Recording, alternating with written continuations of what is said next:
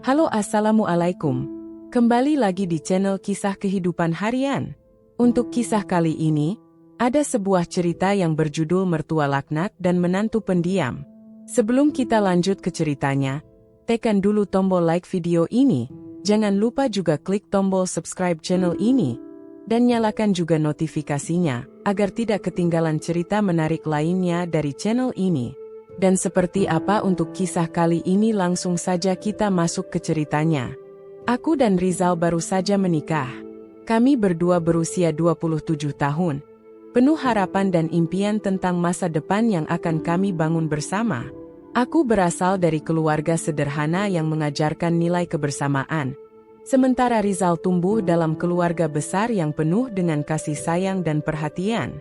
Meskipun kami berasal dari latar belakang yang berbeda, kami merasa saling melengkapi. Setelah menikah, kami memutuskan untuk tinggal bersama orang tua Rizal. Rumah besar yang terletak di pinggiran kota itu tampak nyaman dan luas, dikelilingi oleh taman yang asri dan kebun kecil yang dikelola dengan teliti oleh ayahnya. Rumah itu seakan menawarkan rasa aman dan damai, tetapi aku tak tahu bahwa di balik keindahannya, ada tantangan besar yang harus kami hadapi. Ibu Rizal, seorang wanita yang sangat mengatur segalanya di rumah, tampak sangat antusias ketika kami memutuskan untuk tinggal bersama mereka. "Kamu pasti akan nyaman di sini, Nia. Kami senang kamu bisa tinggal di rumah ini," katanya dengan senyum lebar saat pertama kali kami datang. Dia bahkan sudah menyiapkan kamar tamu yang indah untuk kami. Namun, aku segera menyadari bahwa kenyamananku mulai terganggu seiring berjalannya waktu. Ibu Rizal, meskipun baik hati, memiliki cara yang sangat dominan dalam mengelola kehidupan sehari-hari. Segala sesuatu di rumah ini tampaknya harus sesuai dengan keinginannya.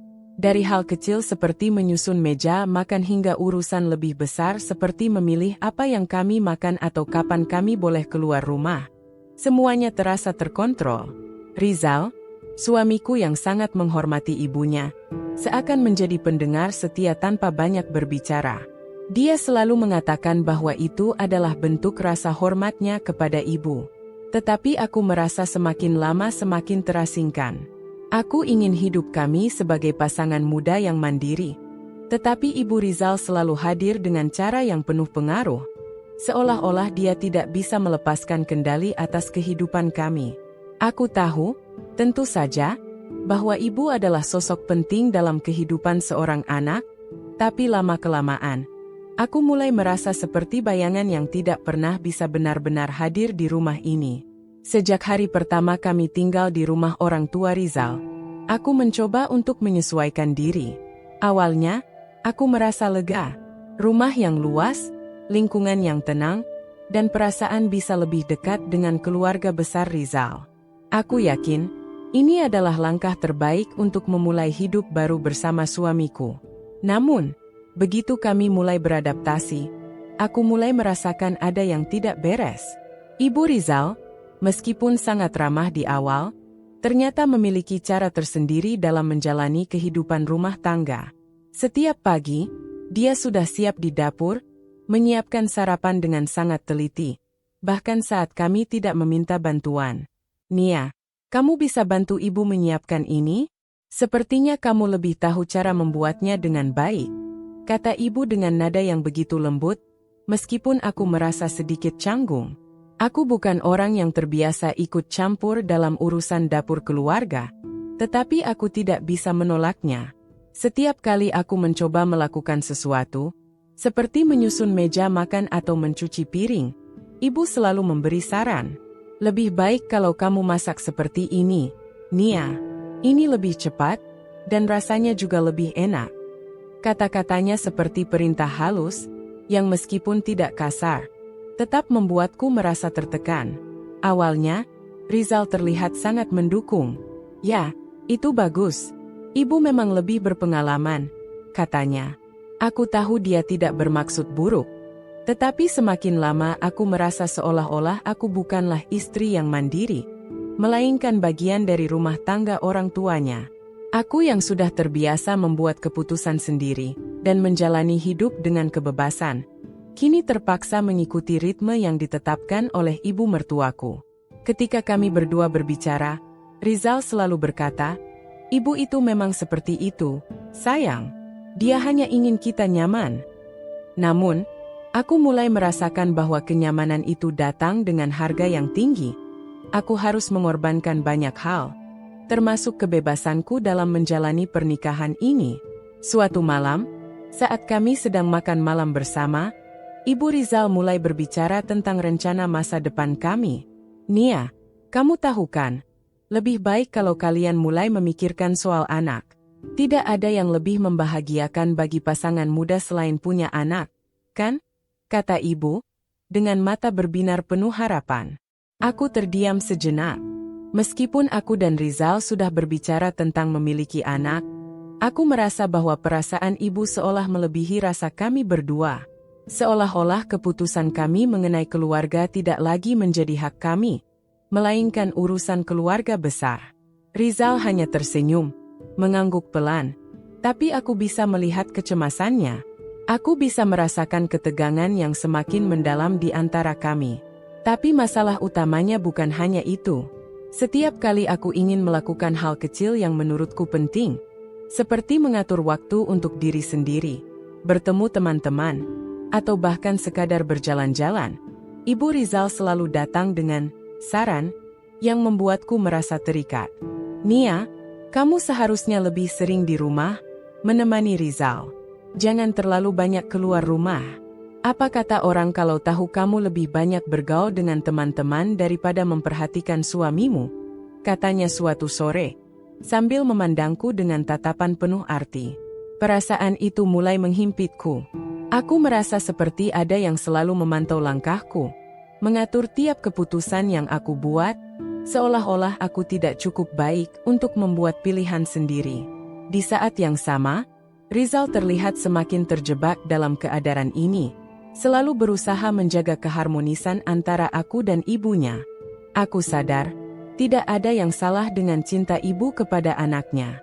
Tetapi lama-kelamaan, aku merasa seperti orang ketiga dalam hubungan pernikahan kami. Aku ingin menjadi pasangan yang setara, yang bisa membangun kehidupan bersama Rizal tanpa adanya tekanan dari pihak luar. Namun, ibu mertuaku selalu hadir dalam setiap percakapan, dalam setiap keputusan yang kami buat. Dia selalu mengingatkan kami tentang peran-peran yang seharusnya kami jalani. Seolah-olah hidup kami sudah ditentukan oleh aturan yang sudah ada sejak lama. Ada kalanya aku ingin menangis, merasa kesepian meskipun dikelilingi oleh keluarga besar. Setiap kali aku ingin berbicara dengan Rizal tentang perasaanku, ada rasa takut bahwa aku akan disalahkan atau dianggap tidak menghargai ibunya. "Kamu harus sabar, Nia. Ibu hanya ingin yang terbaik untuk kita," kata Rizal, berusaha menenangkan aku. Tetapi di dalam hatiku, aku merasa semakin terhimpit. Malam-malam kami semakin sunyi. Aku sering terjaga, memikirkan bagaimana cara untuk bisa keluar dari tekanan ini, dari bayang-bayang Ibu Rizal yang tampaknya begitu sulit untuk dihindari. Aku merindukan kebebasan yang dulu aku rasakan, sebelum aku menjadi bagian dari rumah yang begitu penuh dengan pengaruh. Meskipun itu datang dari niat yang baik. Tetapi semakin lama aku tinggal di bawah atap yang besar ini, semakin jelas bagi diriku bahwa tidak semua niat baik bisa memberikan kebahagiaan. Hari-hari berlalu dengan perlahan, tetapi perasaan tertekan yang kurasakan semakin besar. Setiap pagi, Ibu Rizal selalu bangun lebih dulu, mempersiapkan sarapan dengan teliti, dan memastikan segala sesuatunya berjalan sesuai rencana. Aku merasa seperti bagian dari rutinitasnya, bukan bagian dari keluarga yang baru aku bangun bersama Rizal. Suamiku, yang selalu berbicara tentang bagaimana ibu adalah pilar dalam hidupnya, mulai lebih sering terlihat sibuk dengan pekerjaannya, atau sibuk berusaha menghindari percakapan kami tentang kondisi kami yang semakin memburuk. Pada suatu sore yang mendung, saat kami sedang duduk di ruang tamu setelah makan malam, Ibu Rizal kembali membuat komentar yang membuat dadaku terasa sesak. "Nia, kamu tahu, akan lebih baik jika kamu lebih banyak belajar memasak resep-resep yang lebih bergizi." Ibu khawatir kalau kamu dan Rizal kurang menjaga kesehatan, katanya dengan nada lembut, tapi tak terbantahkan.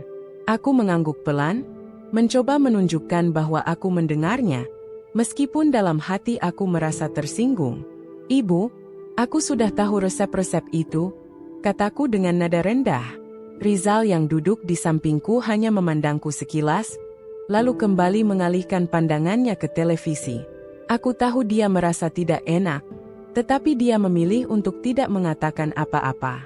Ibu hanya khawatir, Nia. Kamu tahu kan, dia hanya ingin yang terbaik untuk kita. Rizal berkata pelan setelah ibu keluar ruangan. Aku hanya mengangguk, meskipun perasaan kecewa mengisi hatiku. Aku merasa seperti ada yang memisahkan kami. Bukan hanya jarak fisik, tetapi juga emosional. Malam itu, aku terjaga lagi. Aku tidak bisa tidur, pikiranku terus berpacu dengan cepat. Aku teringat bagaimana dulu, sebelum menikah, aku merasa sangat mandiri dan mampu mengatur hidupku sendiri. Sekarang, semuanya terasa jauh berbeda. Aku merasa seperti terperangkap dalam kehidupan orang lain, di rumah yang meskipun besar dan indah, namun terlalu sempit untukku. Ketika aku mencoba berbicara tentang perasaan ini dengan Rizal, dia hanya mengeluh. Kamu tidak mengerti, Nia. Ibu itu segalanya bagiku. Aku tidak bisa seenaknya melawan dia. Aku merasa semakin jauh dari suamiku, dan lebih dekat dengan kesepian.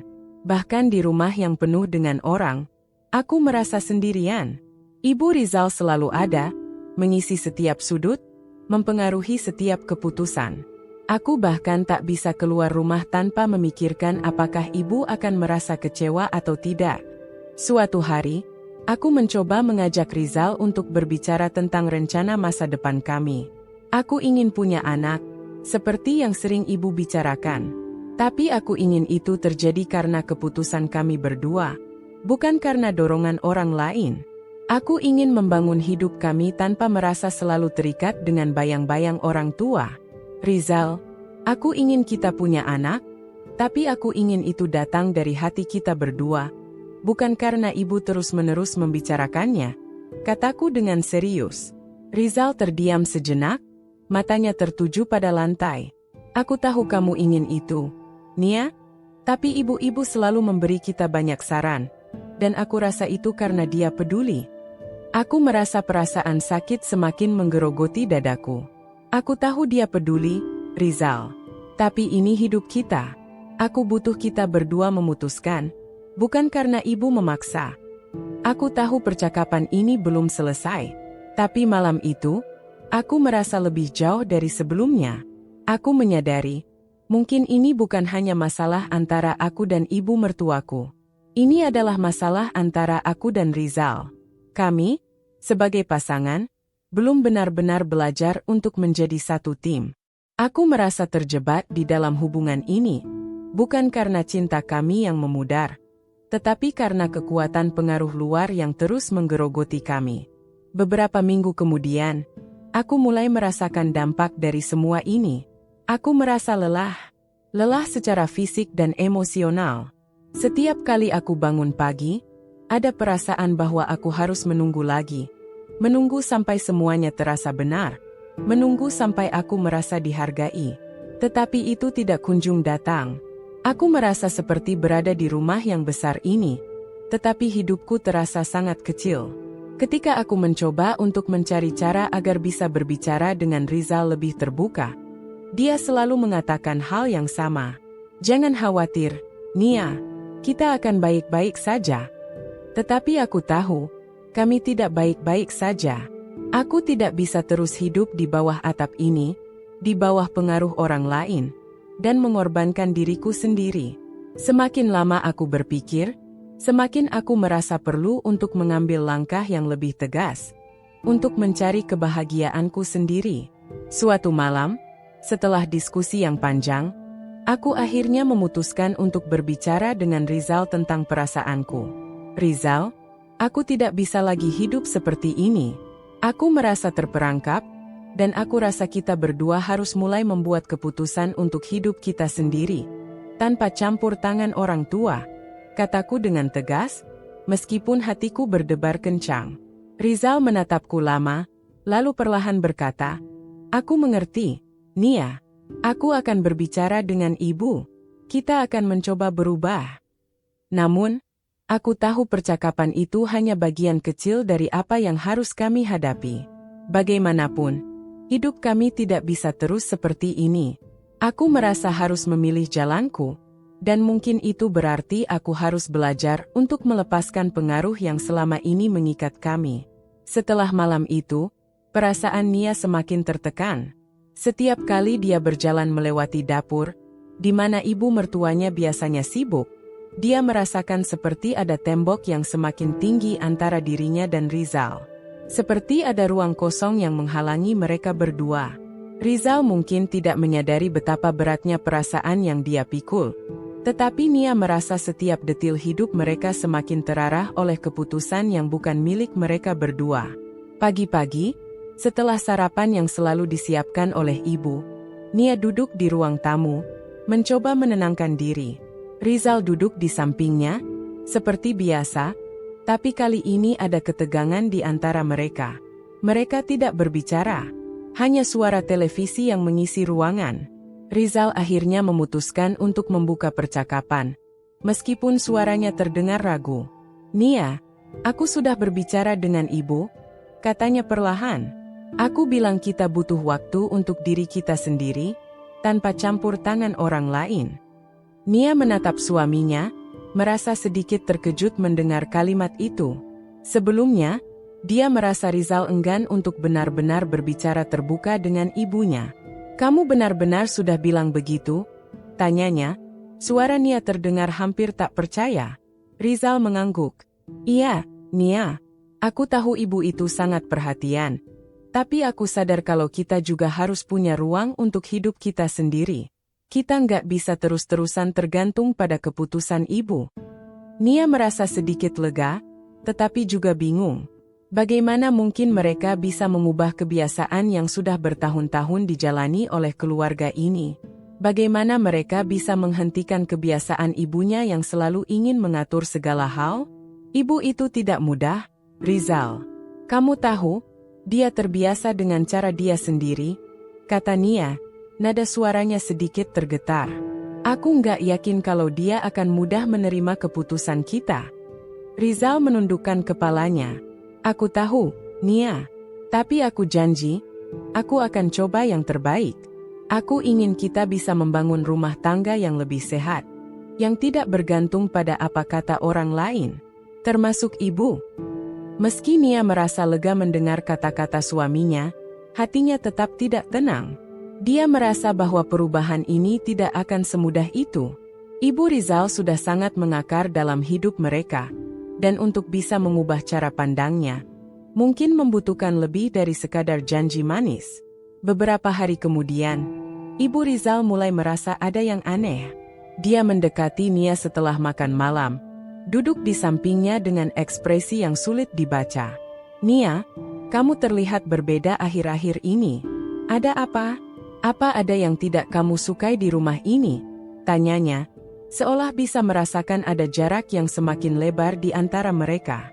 Nia terkejut mendengar pertanyaan itu, tetapi dia mencoba untuk tetap tenang. "Tidak ada, Bu. Aku hanya merasa sedikit lelah saja," jawab Nia sambil tersenyum. Meskipun dalam hati dia merasa cemas. Dia tahu ibunya bisa membaca tanda-tanda itu, dan dia tak ingin membuat ibu mertuanya merasa cemas. Namun, Ibu Rizal tidak menyerah begitu saja. "Kamu tahu, Nia," dia melanjutkan dengan nada lebih serius. "Sejak kamu datang ke sini, aku selalu berusaha memberikan yang terbaik untuk kalian berdua. Aku hanya ingin kalian berbahagia." Dia menghela napas panjang. "Tapi, kalau kamu merasa tidak nyaman, kamu bisa bicara. Kita cari solusinya bersama." Nia merasa semakin terjepit. Satu sisi, dia tahu Ibu Rizal memang berniat baik. Tetapi di sisi lain, perasaan terperangkap dan kesulitan untuk memiliki ruang sendiri semakin menambah beban di pundaknya. "Aku tahu, Bu. Terima kasih atas perhatian Ibu. Aku hargai semuanya," Jawab Nia dengan suara pelan. Di balik sikap sabarnya, Nia mulai merasakan ada luka yang semakin dalam. Setiap kali ia berusaha berbicara tentang perasaannya, ada rasa takut yang selalu hadir. Takut mengecewakan ibu mertuanya. Takut suaminya kembali dihadapkan pada pilihan sulit antara dia dan ibunya. Nia merasa seolah-olah hidupnya tergantung pada orang lain. Dan semakin lama, dia merasa seperti hilang. Rizal semakin sering menghabiskan waktu dengan ibunya, mencari solusi untuk menjaga kedamaian antara istrinya dan ibunya. Sementara itu, Nia semakin menarik diri, merasa semakin tak dihargai. Tidak ada waktu bagi mereka berdua untuk duduk dan berbicara dengan jujur, apalagi merencanakan masa depan mereka. Setiap pembicaraan yang seharusnya membangun hubungan mereka, selalu dipengaruhi oleh intervensi dari pihak luar. Suatu malam, saat Nia terbangun dari tidur yang gelisah, dia merasakan kesedihan yang semakin dalam. Ini bukan hanya tentang ibu mertuanya. Ini tentang dirinya sendiri. Tentang perasaan terperangkap dalam rumah tangga yang tidak memberi ruang baginya untuk tumbuh. Tentang perasaan bahwa dia tidak pernah bisa cukup baik. Tidak pernah bisa cukup mandiri di mata orang lain. Terlebih, dia mulai meragukan apakah Rizal benar-benar memahami betapa besar beban emosional yang dia pikul. "Nia, kita harus berbicara," kata Rizal tiba-tiba, masuk ke kamar dengan ekspresi serius. "Aku tahu ini sulit, tapi kita harus mencari cara agar kamu merasa lebih nyaman di sini. Aku nggak mau kamu merasa tertekan. Aku ingin kita baik-baik saja." Tapi Nia sudah lelah. "Rizal, ini bukan hanya tentang nyaman atau tidaknya aku di sini," katanya dengan suara perlahan, hampir berbisik. "Ini tentang kita, tentang bagaimana kita menjalani hidup ini, tanpa ada orang lain yang selalu ikut campur. Aku butuh kita berdua, bukan hanya kamu dan ibumu." Rizal diam, matanya menatap Nia penuh kebingungan.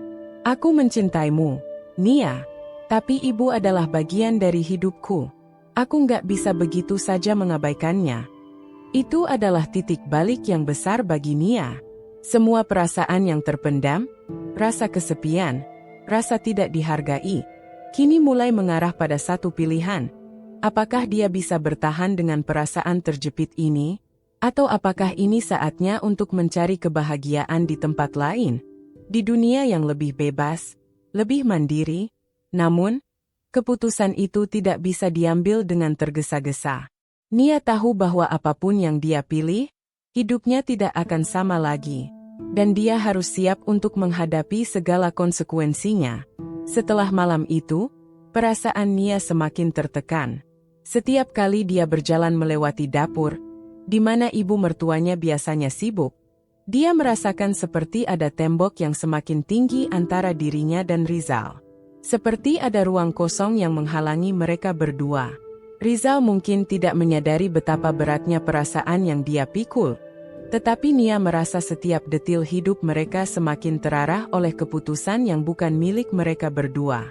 Pagi-pagi, setelah sarapan yang selalu disiapkan oleh ibu, Nia duduk di ruang tamu, mencoba menenangkan diri.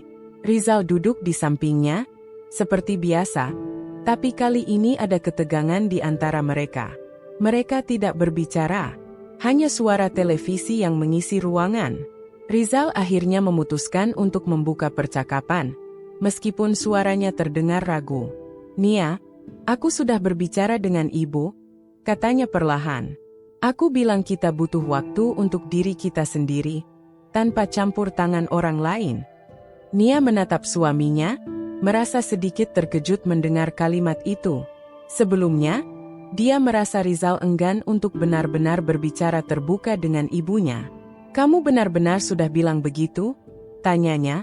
Suara Nia terdengar hampir tak percaya. Rizal mengangguk. "Iya, Nia. Aku tahu ibu itu sangat perhatian. Tapi aku sadar kalau kita juga harus punya ruang untuk hidup kita sendiri. Kita nggak bisa terus-terusan tergantung pada keputusan ibu." Nia merasa sedikit lega, tetapi juga bingung. Bagaimana mungkin mereka bisa mengubah kebiasaan yang sudah bertahun-tahun dijalani oleh keluarga ini? Bagaimana mereka bisa menghentikan kebiasaan ibunya yang selalu ingin mengatur segala hal? Ibu itu tidak mudah, Rizal. Kamu tahu, dia terbiasa dengan cara dia sendiri, kata Nia, nada suaranya sedikit tergetar. Aku nggak yakin kalau dia akan mudah menerima keputusan kita. Rizal menundukkan kepalanya. Aku tahu, Nia. Tapi aku janji, aku akan coba yang terbaik. Aku ingin kita bisa membangun rumah tangga yang lebih sehat, yang tidak bergantung pada apa kata orang lain, termasuk ibu. Meski Nia merasa lega mendengar kata-kata suaminya, hatinya tetap tidak tenang. Dia merasa bahwa perubahan ini tidak akan semudah itu. Ibu Rizal sudah sangat mengakar dalam hidup mereka, dan untuk bisa mengubah cara pandangnya, mungkin membutuhkan lebih dari sekadar janji manis. Beberapa hari kemudian, Ibu Rizal mulai merasa ada yang aneh. Dia mendekati Nia setelah makan malam, duduk di sampingnya dengan ekspresi yang sulit dibaca. Nia, kamu terlihat berbeda akhir-akhir ini. Ada apa? Apa ada yang tidak kamu sukai di rumah ini? Tanyanya, seolah bisa merasakan ada jarak yang semakin lebar di antara mereka. Nia terkejut mendengar pertanyaan itu, tetapi dia mencoba untuk tetap tenang. Tidak ada, Bu. Aku hanya merasa sedikit lelah saja, jawab Nia sambil tersenyum, meskipun dalam hati dia merasa cemas. Dia tahu ibunya bisa membaca tanda-tanda itu, dan dia tak ingin membuat ibu mertuanya merasa cemas. Namun, Ibu Rizal tidak menyerah begitu saja. Kamu tahu, Nia, dia melanjutkan dengan nada lebih serius.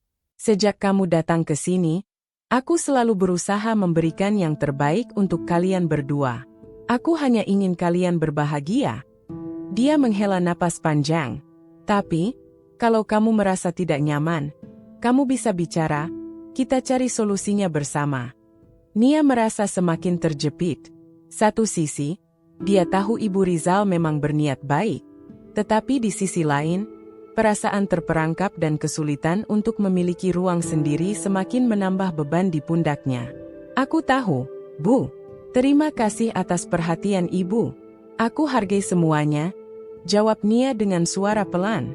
Di balik sikap sabarnya, Nia mulai merasakan ada luka yang semakin dalam. Setiap kali ia berusaha berbicara tentang perasaannya, ada rasa takut yang selalu hadir. Takut mengecewakan ibu mertuanya, takut suaminya kembali dihadapkan pada pilihan sulit antara dia dan ibunya. Nia merasa seolah-olah hidupnya tergantung pada orang lain, dan semakin lama, dia merasa seperti hilang. Rizal semakin sering menghabiskan waktu dengan ibunya, mencari solusi untuk menjaga kedamaian antara istrinya dan ibunya. Sementara itu, Nia semakin menarik diri, merasa semakin tak dihargai. Tidak ada waktu bagi mereka berdua untuk duduk dan berbicara dengan jujur, apalagi merencanakan masa depan mereka. Setiap pembicaraan yang seharusnya membangun hubungan mereka, selalu dipengaruhi oleh intervensi dari pihak luar. Suatu malam, saat Nia terbangun dari tidur yang gelisah, dia merasakan kesedihan yang semakin dalam. Ini bukan hanya tentang ibu mertuanya, ini tentang dirinya sendiri. Tentang perasaan terperangkap dalam rumah tangga yang tidak memberi ruang baginya untuk tumbuh. Tentang perasaan bahwa dia tidak pernah bisa cukup baik, tidak pernah bisa cukup mandiri di mata orang lain. Terlebih, dia mulai meragukan apakah Rizal benar-benar memahami betapa besar beban emosional yang dia pikul. Nia, kita harus berbicara, kata Rizal tiba-tiba, masuk ke kamar dengan ekspresi serius. Aku tahu ini sulit, tapi kita harus mencari cara agar kamu merasa lebih nyaman di sini. Aku nggak mau kamu merasa tertekan. Aku ingin kita baik-baik saja. Tapi Nia sudah lelah. Rizal, ini bukan hanya tentang nyaman atau tidaknya aku di sini, katanya dengan suara perlahan, hampir berbisik. Ini tentang kita, tentang bagaimana kita menjalani hidup ini, tanpa ada orang lain yang selalu ikut campur. Aku butuh kita berdua, bukan hanya kamu dan ibumu. Rizal diam, matanya menatap Nia penuh kebingungan. Aku mencintaimu, Nia, tapi ibu adalah bagian dari hidupku.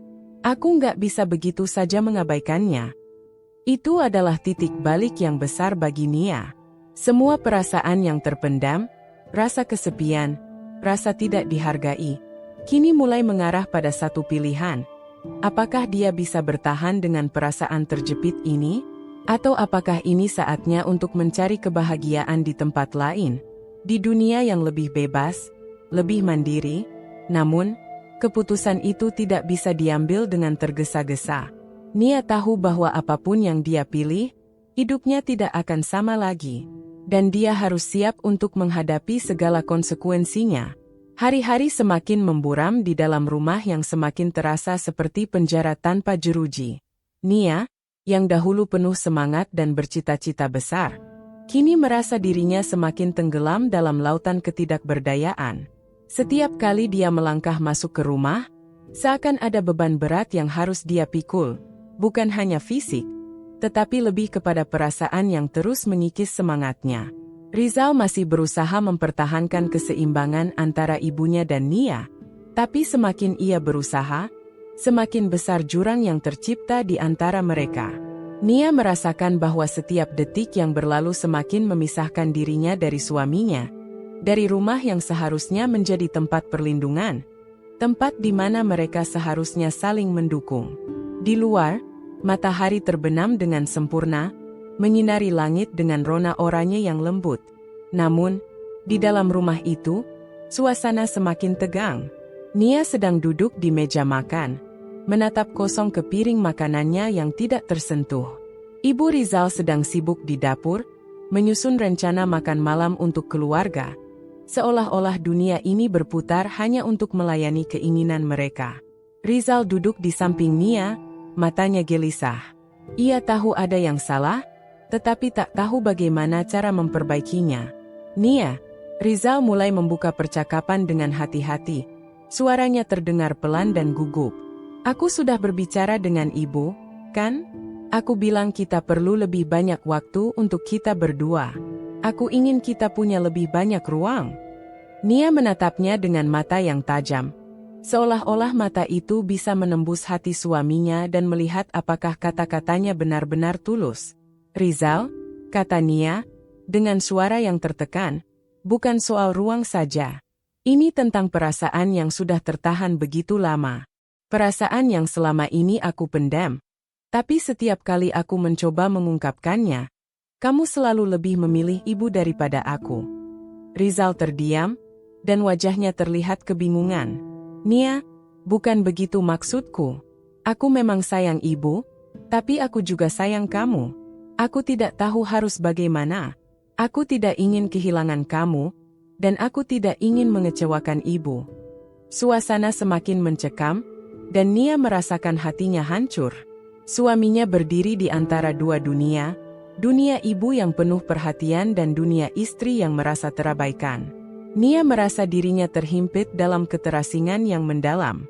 Dia ingin menangis, tetapi air matanya terasa terkunci. Seolah-olah setiap tetes yang keluar akan mengungkapkan kerapuhan hatinya yang tak sanggup ia terima. Akhirnya, pada suatu malam yang mencekam, Nia memutuskan untuk berbicara langsung dengan ibu mertuanya. Dia tahu ini bisa berakhir dengan pertempuran hebat, tetapi perasaan yang sudah bertahun-tahun ia pendam tidak bisa terus ia simpan. Ia harus bicara. Ia harus mengatakan apa yang sebenarnya dia rasakan. Bu, Nia memulai percakapan itu dengan suara gemetar. Aku merasa tertekan di sini. Aku merasa seperti tidak pernah cukup baik untuk kalian. Setiap hari aku hidup dalam bayang-bayang ibu. Aku tahu ibu menyayangi Rizal. Tapi apakah aku tidak berhak untuk mendapatkan sedikit ruang dalam hidup kami? Ibu Rizal terdiam sejenak. Ekspresinya keras, seolah mencoba menahan gelombang amarah yang ingin meledak. Namun, Nia bisa melihat raut wajahnya yang penuh kebingungan. Nia, ibu hanya ingin yang terbaik untuk kalian berdua. Apa yang salah dengan itu? Ibu hanya ingin kalian bahagia. Ibu tidak mengerti? Jawab Nia dengan suara yang perlahan, namun penuh dengan rasa sakit yang mendalam. Kebahagiaan itu bukan hanya tentang memenuhi keinginan ibu. Aku ingin kita hidup dengan cara kita sendiri, bukan hidup untuk memenuhi ekspektasi orang lain. Aku merasa terkurung dalam rumah ini, Bu. Setiap langkah yang aku ambil selalu diawasi, selalu dinilai. Ibu Rizal akhirnya berdiri, wajahnya merah padam. Kamu tidak tahu betapa kerasnya ibu berusaha untuk menyambutmu, Nia. Ibu selalu berusaha melakukan yang terbaik. Tetapi ini tidak cukup untukmu.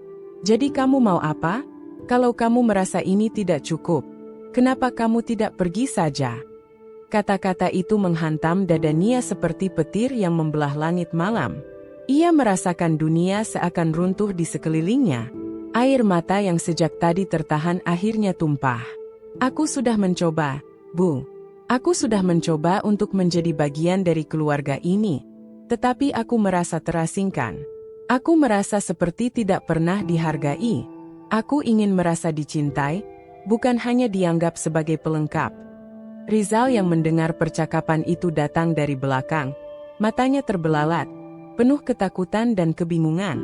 Nia, apa yang kamu katakan? Rizal berlari ke arah Nia, mencoba meraih tangannya, tetapi Nia menarik tangannya dengan cepat. Aku sudah cukup, Rizal. Aku sudah cukup merasakan semua ini. Aku ingin pergi, aku butuh waktu untuk berpikir, katanya, suara seratnya penuh dengan kepedihan. Rizal berdiri terdiam, mulutnya terbuka, tetapi tidak ada kata yang keluar. Di balik matanya, Nia bisa melihat ketakutan. Ketakutan akan kehilangan. Ketakutan akan kenyataan yang sudah terlalu lama ia abaikan.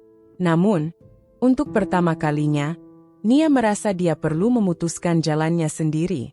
Pada malam yang dingin itu, Nia memutuskan untuk meninggalkan rumah yang selama ini membuatnya merasa terkekang.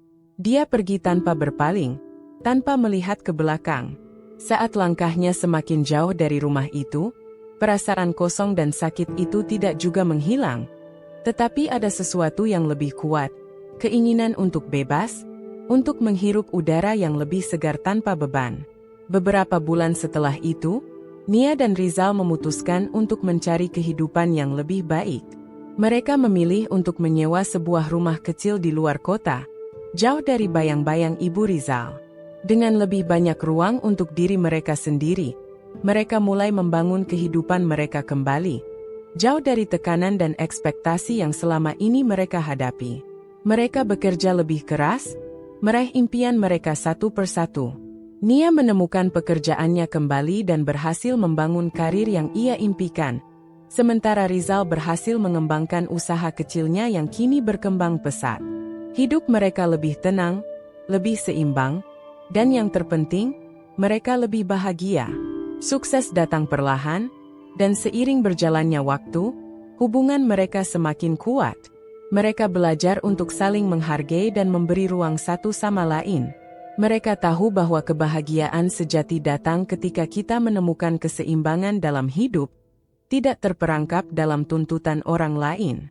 Kini, Nia dan Rizal berdiri lebih kuat dari sebelumnya. Mereka sukses, lebih sukses daripada yang pernah mereka bayangkan sebelumnya. Dan meskipun mereka tidak lagi tinggal bersama orang tua Rizal, mereka menemukan kebahagiaan mereka sendiri, jauh dari bayang-bayang yang dulu menghantui mereka. Mereka tahu bahwa kebahagiaan sejati terletak pada kebebasan untuk menjadi diri mereka sendiri. Pelajaran yang bisa diambil dari cerita ini, kebahagiaan dalam pernikahan bukanlah tentang memenuhi ekspektasi orang lain, tetapi tentang menemukan keseimbangan, ruang, dan kebebasan untuk menjadi diri sendiri. Ketika pasangan saling mendukung dan memberi ruang untuk tumbuh, hubungan akan semakin kuat. Meskipun tekanan dari luar seringkali datang, penting untuk menjaga komunikasi yang terbuka dan jujur. Ketika kita berhenti hidup untuk orang lain dan mulai hidup untuk diri kita sendiri, kebahagiaan sejati akan datang. Nah, sekian cerita kali ini, semoga kalian menikmatinya ya. Kalau mau berbagi cerita silakan kirim ke email dan apabila ada kritik dan saran bisa ketik di kolom komentar. Jangan lupa subscribe. Terima kasih.